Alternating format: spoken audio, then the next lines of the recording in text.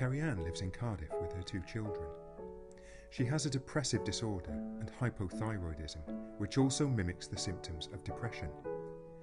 What follows is her personal insight into living with a mental health condition.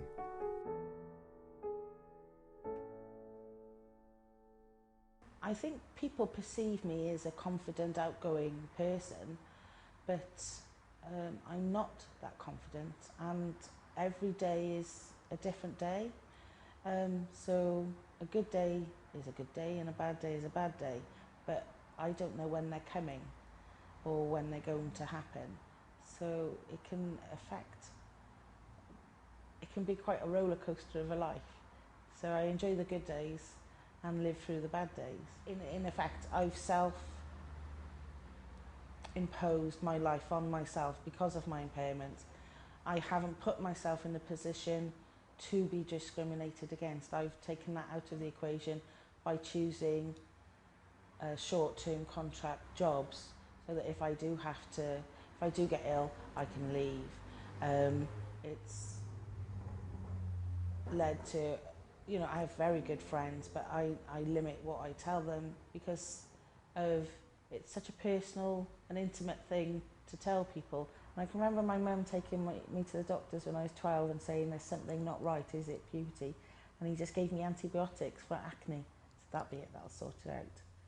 And it was a bit like that, really. I knew I wasn't quite right. And then I ballooned in weight.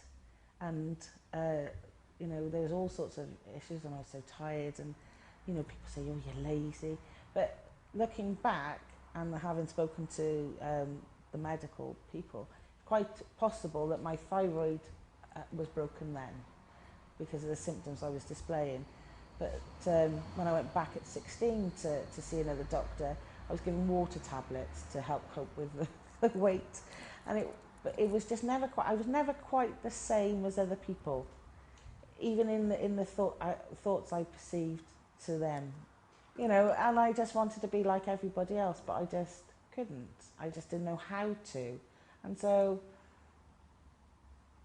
I can't look back and see a way that it would have been any different at that time. I don't think there were youth groups for depression, and it wasn't really thought about or spoken about. It was probably assumed that, even if it had been a medical depression or symptoms of my illness, children didn't get mental health issues. So, there's no way we're even going to think about that. So it wasn't thought about or dealt with. Without being able to read, learn and understand myself via books and the internet, and hand picking out what's best for me personally, I don't think I'd have done as well as I have. So I think that my case is individual in the respect that I've done it differently. I haven't relied on medication. And the reason I go on is my children, because I have to get up for them in the morning, and I have to go on, and I want to go on, and that's the difference. I want to go on. Ceriann has always worked hard to manage her condition independently, yet the professional support she received when it was most needed made a real impact. I had a big breakdown about 10 years ago, and I received help from Al-Anon, psychiatrist, psychologist, group therapy. I had a fantastic CPN, a really understanding doctor, a fantastic health visitor. My doctor at the time was really progressive in allowing me to be treated at home rather than being sectioned. I used Parents Plus and Sure Start to help me with the children. And it really was through those groups, which shame they weren't under an umbrella, and I had to be split off this way and that way into the different treatments.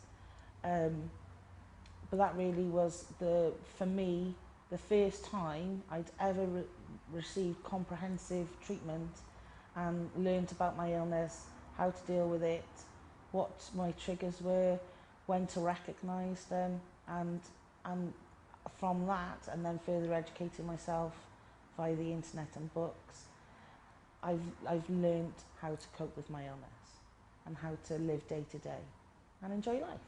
There's only one member of my family that really understands me because they've seen me at my worst. I tend to keep it from my family, as I don't want to hurt them or worry them, because at the end of the day, they're seeing, my dad always sees a child, his child, in a bad way, and so I take that out of the equation for him. That's my choice. But my friends, since I had a lot of therapy, I'm much more able to talk about it and be, you know, eloquent about it and explain it comprehensively so that they understand. With a part-time job and being an active volunteer with the tenant participation group, Ceriann understands her condition and is positive about what her future may bring. Because I accepted that I have a mental health issue, I'm going to have it all of my life. I'm going to have hypothyroidism all of my life. So I'm either going to mimic the symptoms of depression or actually have depression and manic episodes forever. But what is different now is that I can deal with that and I accept that, and I think, and I don't hide that. And I think my mum, who I would think would be diagnosed with a severe mental health issue herself, who was an alcoholic and died at 50, didn't get that help and didn't have that luxury of realisation, and the one illness caused the other illness, and so she didn't have the chances I had.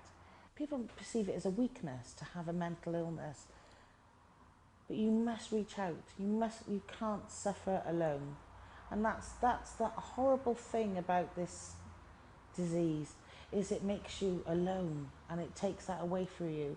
So you must reach out. You must try and find some kind of help, be it an online forum, you know, who will probably point you in a medical direction, because it might take a while before your tablets kick in, or you might have to try a couple of tablets, but they will help.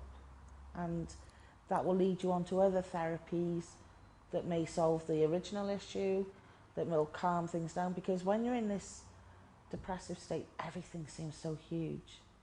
And then when you're better, you look back and because you're able to look back and you go, what was I worried about? I wouldn't have made the choices that I've made. I wouldn't have met the people that I've met.